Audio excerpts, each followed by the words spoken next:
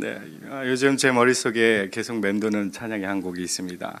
그것은 주의 옷자락 만지며, 이 찬양입니다. 지난 우리 금요 철야 때 이은수 목사님 오시고 또 전혜영 사모님이 오셔서 맨 마지막 앵콜곡으로 이 곡을 불렀던 기억이 나는데, 그 찬양이 너무 은혜가 되었습니다.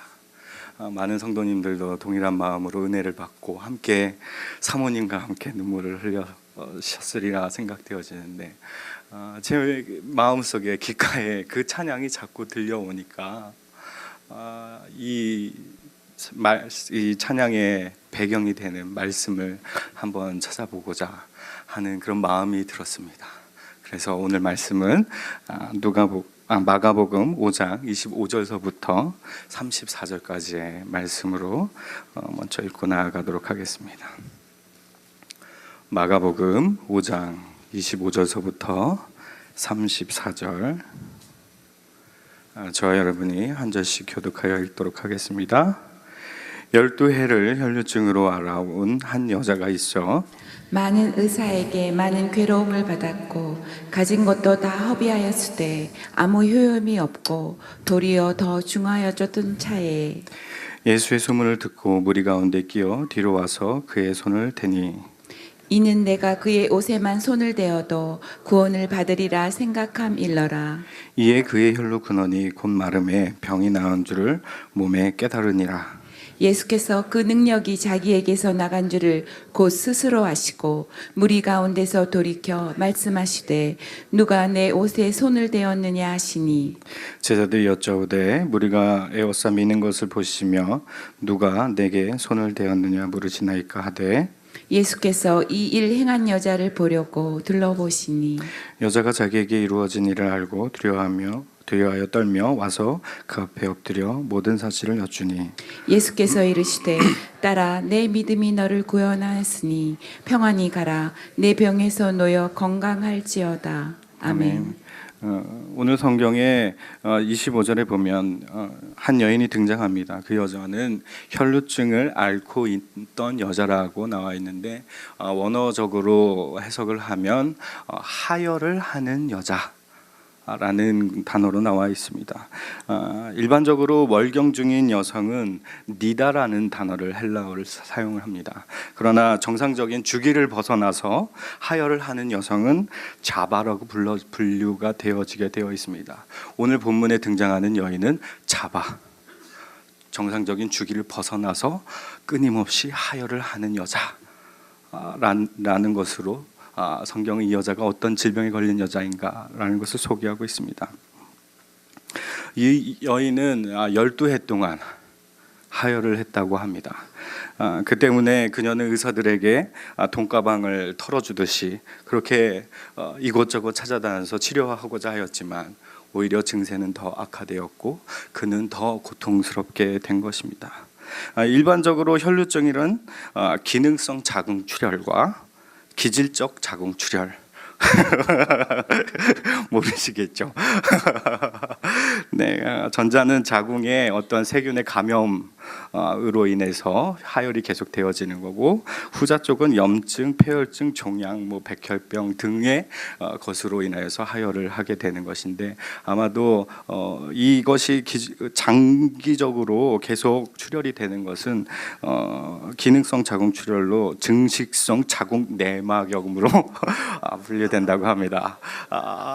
그러니 이 여인은 증식성 자궁 내막염인 겁니다. 그러니까 자궁에 계속 어떠한 원인으로 세균이 자꾸 감염이 되어서 그 여자는 끊임없이 그 염증이 생기게 되었고 그 염증에서 피가 계속 흘러나왔다는 것입니다.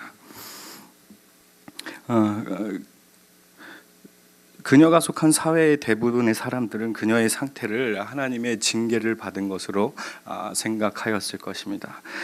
그녀는 계속적으로 하혈을 하였기 때문에 결혼도 하지 못했을 것입니다. 만약 결혼을 하였던 여자라 할지라도 남편에게서 이혼을 당하였을 것입니다. 왜냐하면 율법이 그렇게 얘기하고 있기 때문입니다.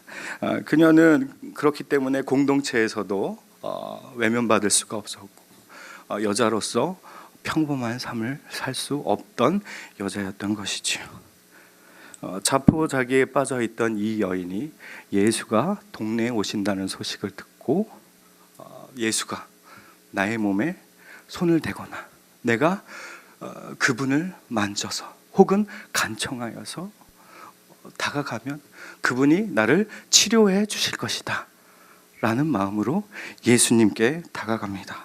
만약 그녀가 고침을 받는다면 그 여자는 더 이상 비천한 여자, 불쌍한 여자, 부정한 여자가 아닌 보통의 삶을 살 수 있는, 남들처럼 결혼하고 자녀를 낳고 이런 보통의 삶을 살 수 있는 여자가 될 수 있었던 것입니다. 그녀의 가장 큰 관심은 회복이었습니다. 그 여인이 예수님께 나아간다는 것, 물론 용기가 필요했고 믿음이 필요했던 것입니다. 그러나 예수님께 나아간다는 그것 자체만으로도 그녀에게는 문제가 생길 수 있는, 더 큰 어려움이 발생할 수 있는 그런 사건이었습니다. 그것은 레위기 15장 25절서부터 27절까지의 율법이 그것을 설명을 하고 있습니다. 함께 읽어보도록 하겠습니다. 시작. 만일 여인의 피에 유출이 그의 불결기가 아닌데 여러 날이 간다든지 그 유출이 그의 불결기를 지나도 계속되면 유출한 모든 날 동안은 그 불결한 때와 같이 부정한즉 그의 유출이 있는 모든 날 동안에 그가 눕는 침상은 그에게 불결한 때의 침상과 같고 그가 앉은 모든 자리도 부정함이 불결한 때의 부정과 같으니 그것들을 만지는 자는 다 부정한즉 그의 옷을 빨고 물로 몸을 씻는 것이며 저녁까지 불과.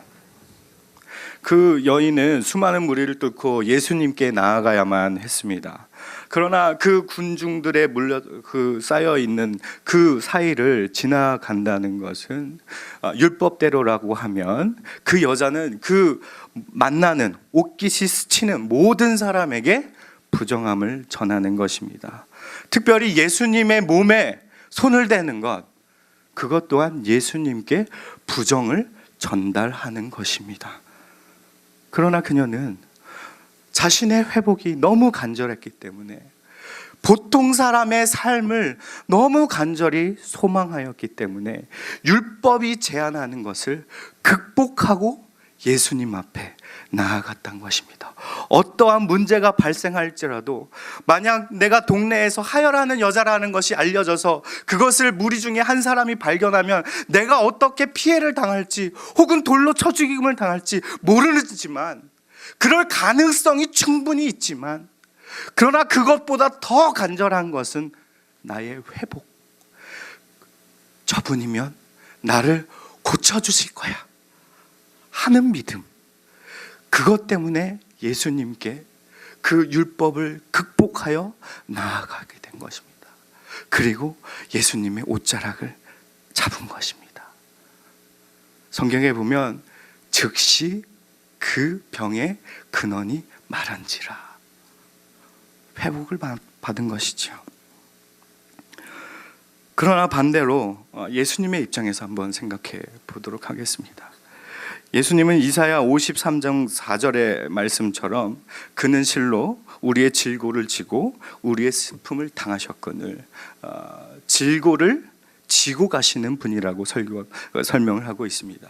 이것은 예수님의 십자가의 대속의 은혜, 그 십자가의 처형, 그때만 질고를 지고 가는 것이 아니라 예수님의 전생에, 특별히 공생에까지 전부 포함한 것이 바로 질고를 지고에 해당하는 말씀입니다.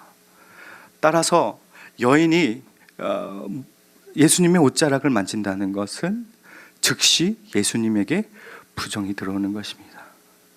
예수님은 지금 이 상황 전에 해당장 야이로의 딸을 고치기 위해서 가고 계시던 중이었습니다. 성경에 보면 많은 무리가 둘러싸고 있다고 하였습니다. 그러니 예수님의 제자들은 연예인들이나 유명 VIP를 경호하는 것처럼 아마 이렇게 바리케이트를 치고 다가오지 못하도록 이렇게 밀거나, 아무튼 아주 복잡한 상황이었고 예수님의 걸음도 아주 천천히 갈 수밖에 없는, 또 힘든 발걸음을 옮겨야 하는 상황이었을 것입니다. 그런데 한쪽에서 어느 여인이 무리를 헤집고 자신에게 다가오는 것을 보았고, 또한 그 제자들의 바리케이트를 뚫고 자신에게 다가와서 옷자락을 만지는 것을 느꼈습니다. 그리고 그 즉시 나에게 부정함이 들어오는 것을 예수님께서는 알으셨을 것입니다. 예수님은 그러나 그 부정함이 들어왔을 때에 이 여인이 어떠한 질병을 가지고 있었는지 알았을 것이고, 또한 어떠한 연유로 그 질병의 원인이 되었는지도 알았을 것입니다. 그러나 예수님께서는 그 여인에게 탓하지 않으셨습니다. 왜 내 옷을 만져? 당신이 내 옷을 만졌기 때문에 나에게 부정함이 돌아왔잖아. 당신 율법을 제대로 알고 있는 사람이야? 라고 탓하지 않았습니다.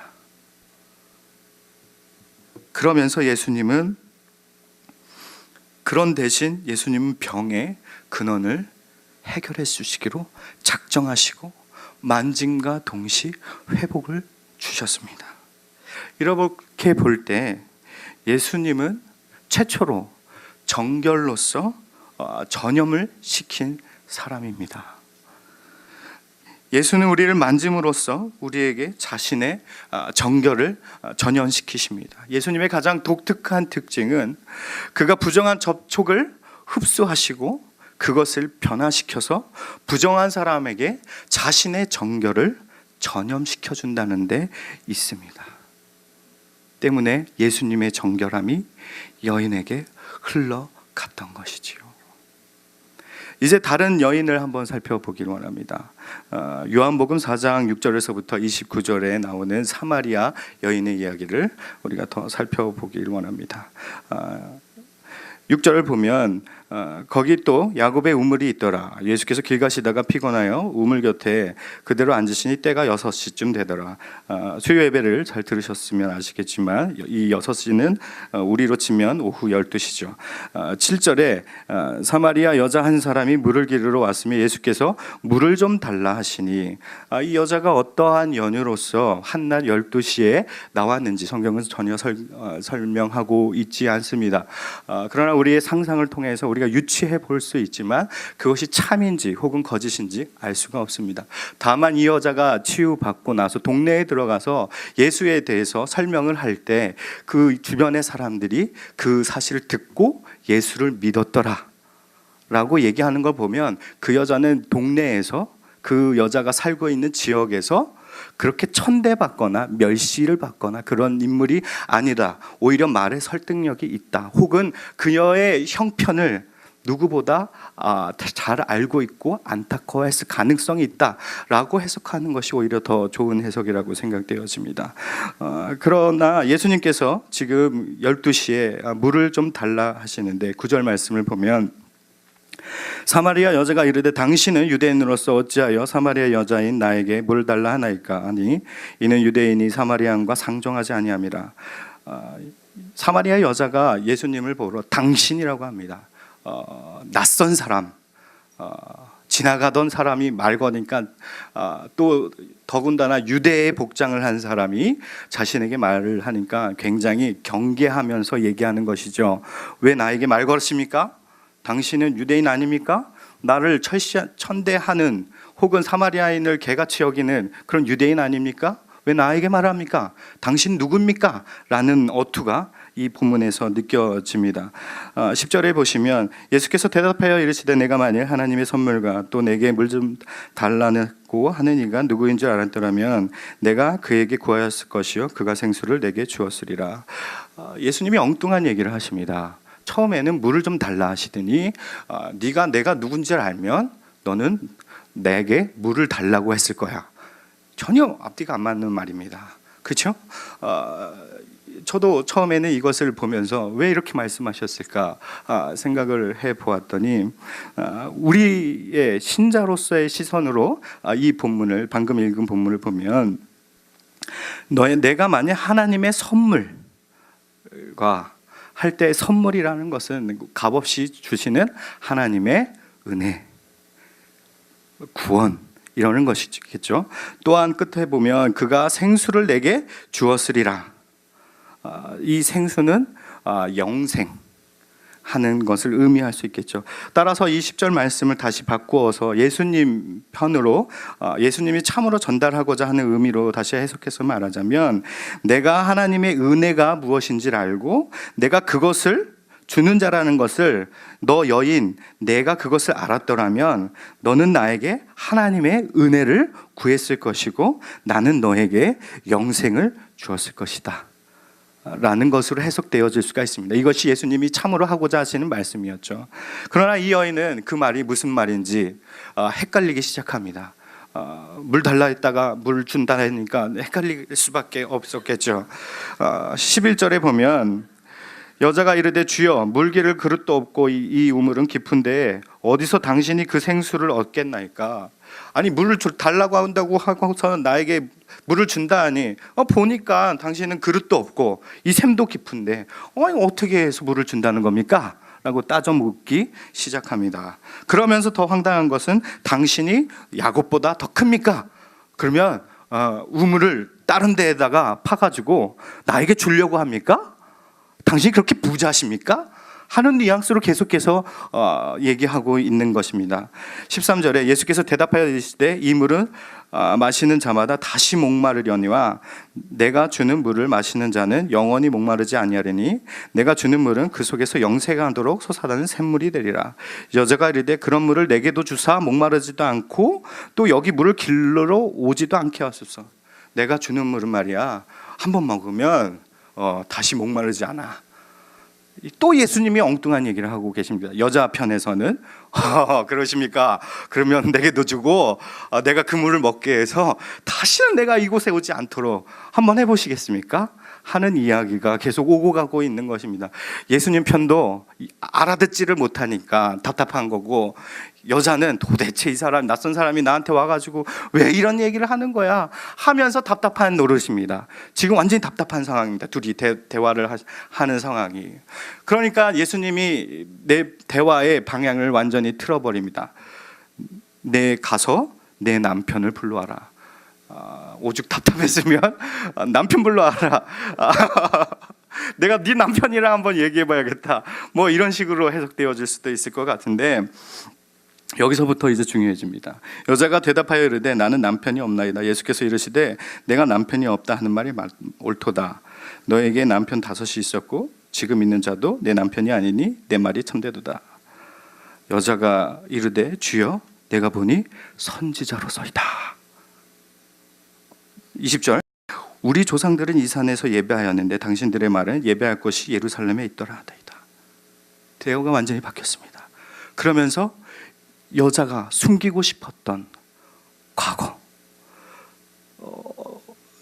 본인에게는 상처였을 것 같고, 어떤 원인 때문에 결혼을 5번이나, 아마 율법대로 형제가 뭐 5 있는 집안에서 맞이랑 결혼했는데 죽으니까 둘째랑 결혼하게 되고, 둘째로 결혼해서 죽으니까 셋째랑 하고, 이렇게 됐을 가능성도 있습니다. 이 여인으로서는 굉장히 우울하고, 주변의 사람들은 참 안타깝다, 저렇게 남편이 자주 죽고 이렇게 하니까 얼마나 안타까울까 라는 생각을 하게 될 수도 있는 그런 상황일 수도 있고, 어떠한 연유에서든지 이혼을 쉽게 당한 그런 사유가 될 수도 있고, 가슴 아픈 과거입니다. 그 이야기를 예수님께서 툭 건드리는 것입니다. 내가 과거에 남편이 그렇게 있었지 않냐. 여인은 그 말 한마디에 심장이 녹아내리는 것입니다. 내가 보니 당신은 선지자입니다. 어떻게 그것을 알았습니까? 엉뚱한 얘기 계속 하던 분이 어떻게 그것을 알았습니까? 당신은 선지자입니다. 그러면서 그 여자가 자신의 상처를 건드리니까 바로 심중에 가장 궁금했던 것을 끄집어 얘기하는데, 내가 들으니까 우리로 하여금 저 산에서 예배를 드리라고 하는데 당신들 유대인들은 예루살렘에서 예배를 드리라 하니 과연 내가 어디서 예배를 드려야 합니까? 라는 질문을 하게 됩니다. 그녀의 관심은 가장 큰 주된 핵심의 말을 하고 싶었던 건 선지자를 통해서 꼭 듣고 싶어 했던 그것, 예배가 무엇입니까? 그리심산은 주전 400년 전에 그 사람들이 그 그리심산에 이렇게 꼭대기에 성전을 지어놓고 여기서 이제 예배 드려라, 북이스라엘 사람들, 그렇게 얘기한 겁니다. 그러나 주전 128년에 그게 전쟁으로 해서 다 소멸이 돼버렸습니다. 그러니 이제 북이스라엘 사람들, 사마리아 사람들이죠. 사마리아 사람들 어디서 예배 드리냐, 예루살렘에 가냐 안 가냐, 이 문제로 옥신각신하면서 계속 싸우고 있었던 것입니다.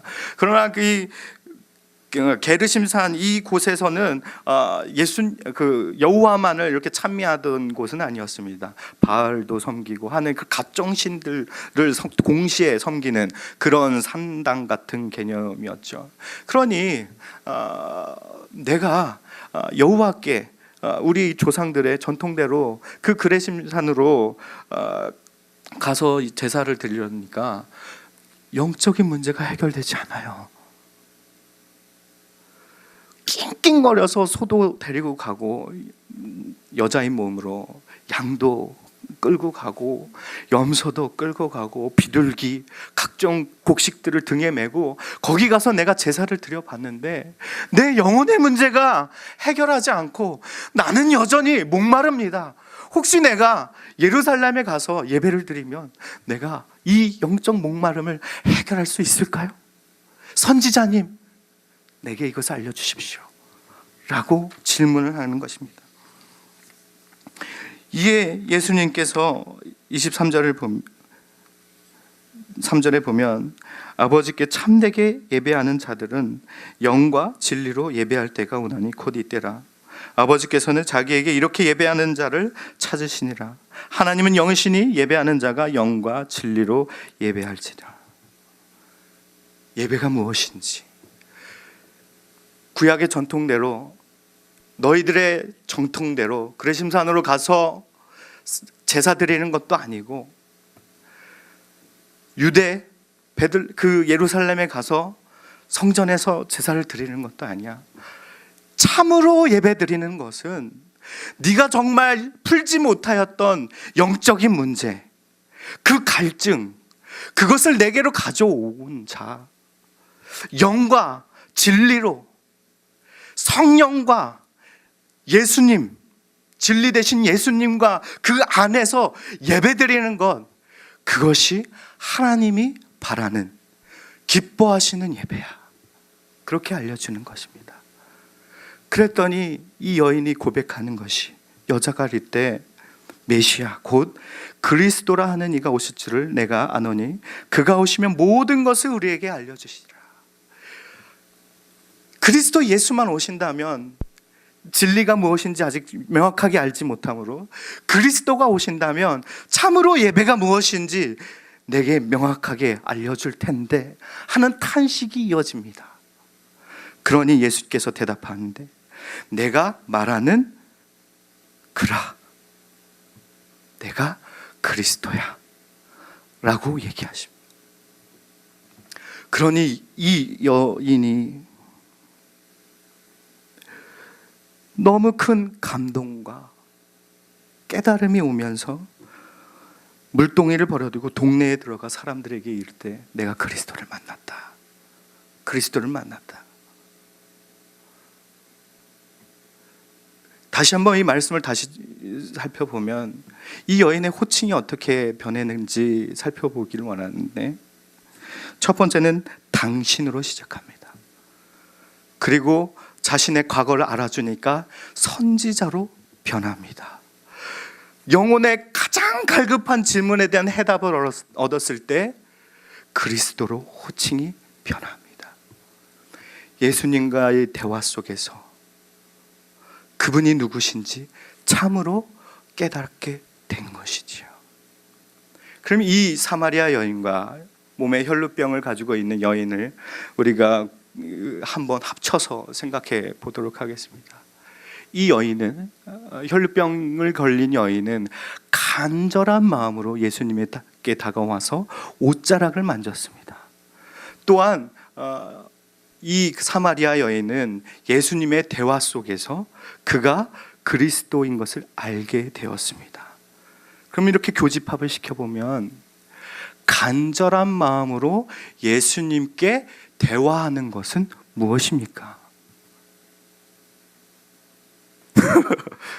다시 한번 질문을 드립니다. 간절한 마음으로 예수님과 대화하는 것을 우리는 무엇이라고 하지요? 기도입니다. 참된 회복은 어디서 온다? 기도에서 온다 라는 것으로 결론되어지고 있습니다.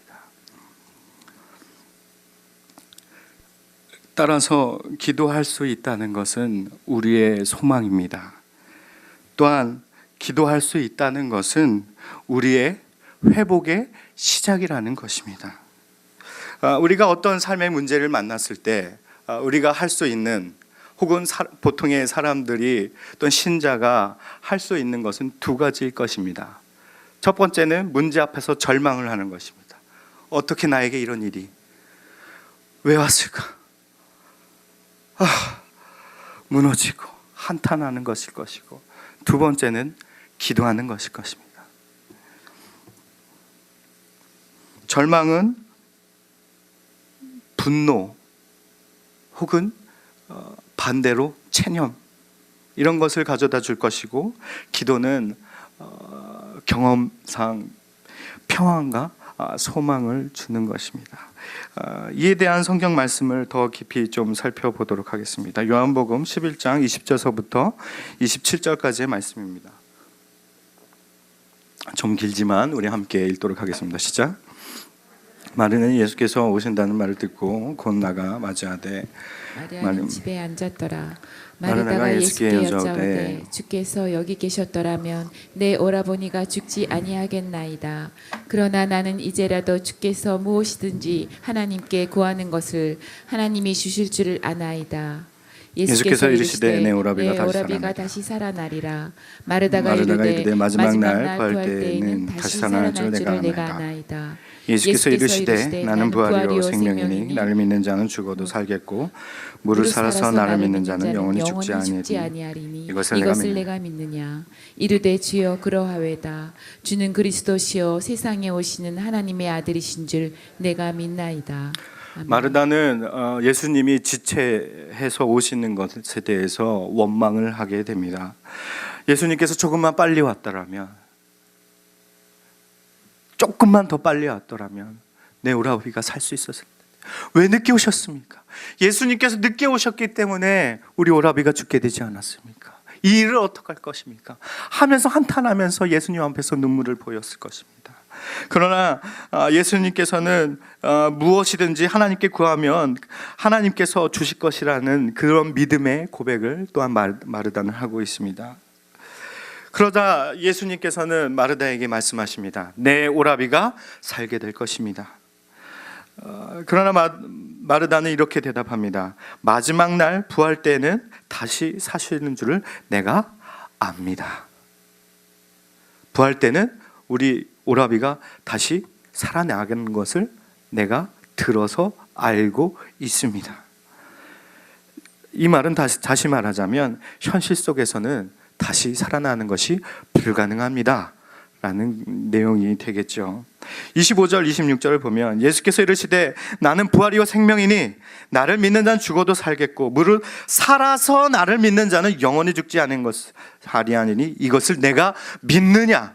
살아서 나를 믿는 자는 영원히 죽지 아니할 것이다.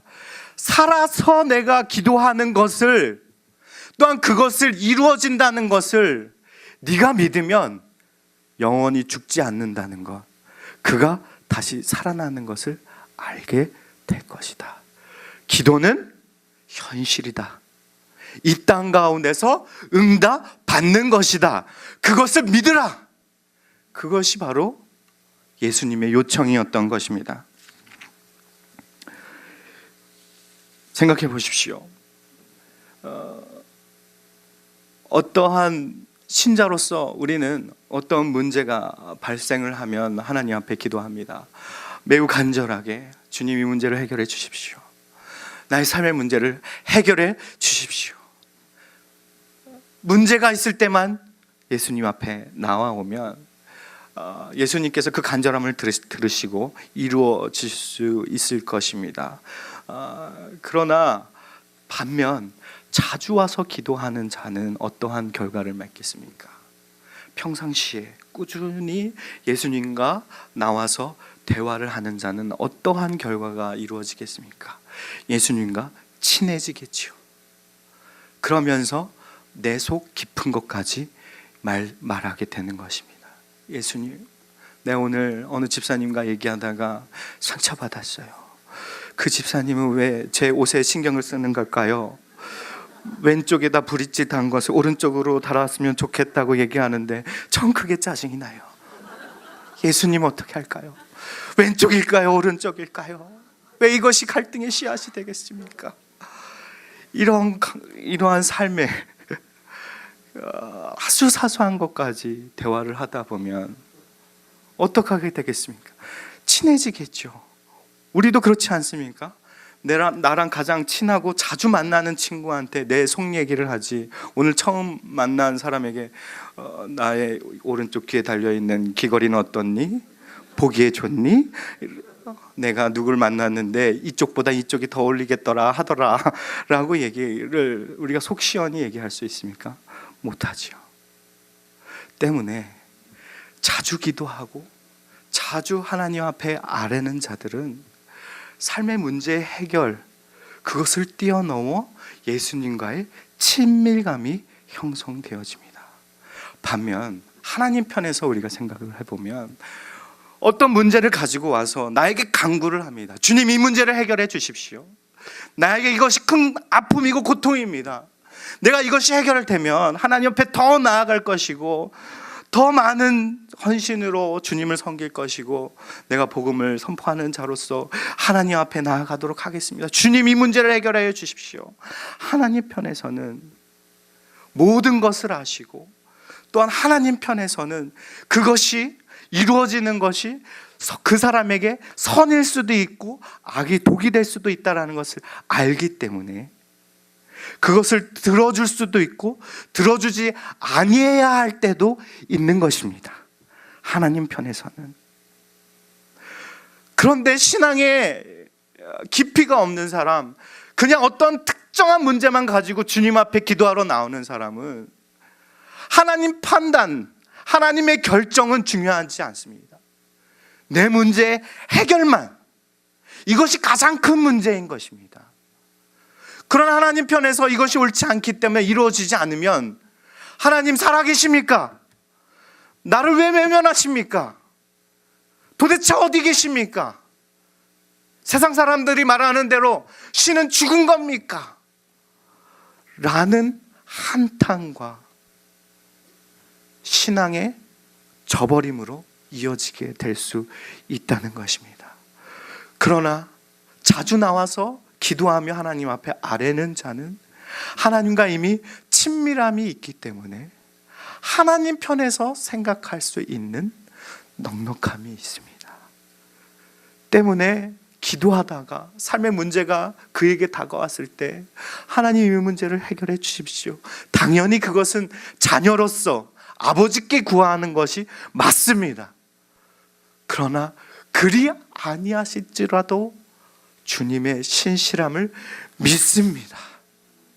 여기까지 나아갈 수 있게 되는 것입니다. 우리 하나님은 들어주시던 들어주시지 않던 신실하게 우리의 기도를 들으십니다. 그것 때문에 아파하고 있는 당신의 자녀 때문에 하나님도 동일한 마음으로 아파하십니다. 하나님과 대화하는 그 그 자체, 그것이 회복입니다. 결과에 매이는 신앙에서 벗어나십시오. 하나님과 교제하는 신앙에 매어지는 여러분이 되시길 축복합니다. 옷자락을 만지는 그 간절함이 여러분에게 회복되어지기를 소망합니다. 참된 예배가 무엇인지 그것이 회복되어지기 원합니다. 그러나 더 깊은 것, 주님께서 내 기도를 들으신다라는 믿음 가운데 견고히 서시기 바랍니다. 여러분, 외로운 자가 아닙니다. 주님께 붙들림 받은 자입니다. 결코 이것을 놓지 않을 것입니다. 주님도 나의 문제 때문에 아파하고 계십니다. 그 대화 속에서 내 기도를 들어주는 그것만으로도 충분히 회복될 것입니다. 기도는 평안과 안식을 허락하는 것입니다. 결과의 회복, 삶의 회복, 이런 것이 아니라 요동치는 나의 마음, 폭풍우가 몰아치는 나의 몸, 나의 마음, 삶의 문제 때문에 아둥바둥하는 나의 마음, 도저히 이 문제를 해결받을 수 없어 한탄하며 눈물 흘리고 있는 나의 처지, 그것을 잠잠케 하는 것이 기도입니다. 오늘 이 밤에 여러분이 기도 제목 가운데 주님께서는 잠잠함을 허락하실 것입니다. 마지막으로 예레미야 애가 3장 55절서부터 58절의 말씀 읽겠습니다. 여호와여 내가 심히 함께했습니다. 여호와여 내가 심히 깊은 구덩이에서 주의 이름을 불렀나이다. 주께서 이미 나의 음성을 들으셨사오니 이제 나의 탄식과 부르짖음에 주의 귀를 기울이지 마옵소서. 내가 주께 아랫날에 주께서 내게 가까이하여 이르시되 두려워하지 말라 하셨나이다. 주여 주께서 내 심령의 원통함을 풀어주셨고 내 생명을 속량하셨나이다. 아멘. 오늘 이 밤에 어떤 이는 삶의 문제로 인하여서 깊은 구덩이 속에 빠져 있는 심령으로 이 자리에 앉아 계신 분도 있을 것입니다. 그것이 남편의 문제이든 사업의 문제이든 관계의 문제이든 자녀의 문제이든 육체의 질병의 문제이든 누구도 해결할 수 없는 그런 아픔의 문제를 가지고 구덩이에 빠진 것 같은 그런 심령으로 간절히 하나님 앞에 부르짖고자 하는 마음으로 이 자리에 오신 분이 있을 줄로 생각되어집니다.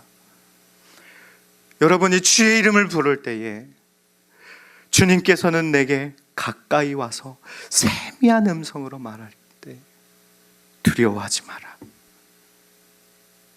두려워하지 마라. 주께서는 이 말씀 하나로 나의 심령의 원통함을 해결해 주실 것입니다. 내 생명을, 내 죄됨을 속량하여 주실 것입니다.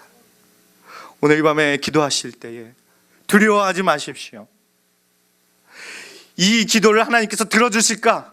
과연 하나님께서 나를 살려주실까? 나의 이 삶의 문제, 구덩이에 빠져가서 허둥대어지는 나의 삶을 건져주실까? 그런 고민과 갈등 가운데 기도하지 마십시오. 하나님께서 성령으로 임재하사 여러분 가까이에 다가오실 것입니다. 너는 두려워하지 마라. 내가 너를 잠잠케 하리라. 이 하나님의 음성을 붙잡고 나아가신 여러분이 되시길 축복합니다. 이 시간 우리가 함께 찬양할 때에 주님의 옷자락을 잡은 이 여인의 심령으로 하나님 앞에 찬양하며 나아가길 소망합니다. 다 같이 우리 주의 옷자락 만지며 함께 찬양하며 나아가도록 하겠습니다. 주발 앞에 무릎 꿇고 그 사랑에 안기네. 어떤 말도 그 어떤 소리도 그 말 앞에서 잠잠해지네.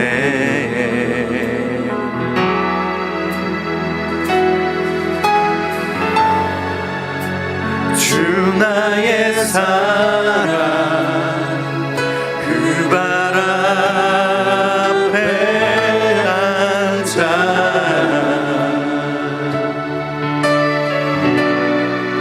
내 모든 기도는 사랑의 노래가 되네. 주의 옷자락 만지며 주의 옷자락 만지며 주의 두 발을 씻기며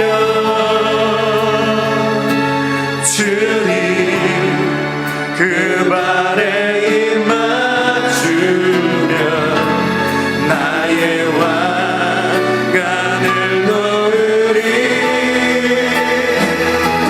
주의 옷자락 만지며 주의 두 발을 씻기며 주님 그 발에 입 맞추며 나의 왕관을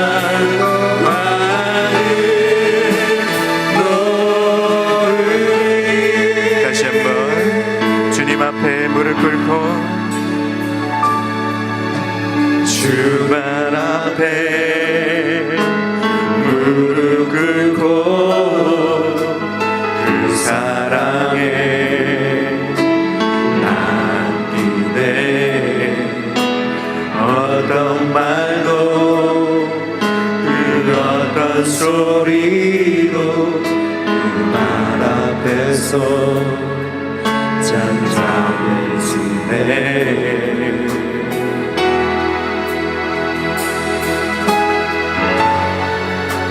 주 나의 사랑 그 발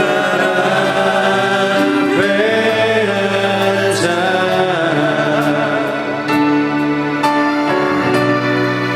내 모든 기도는 사랑의 노래가 되네.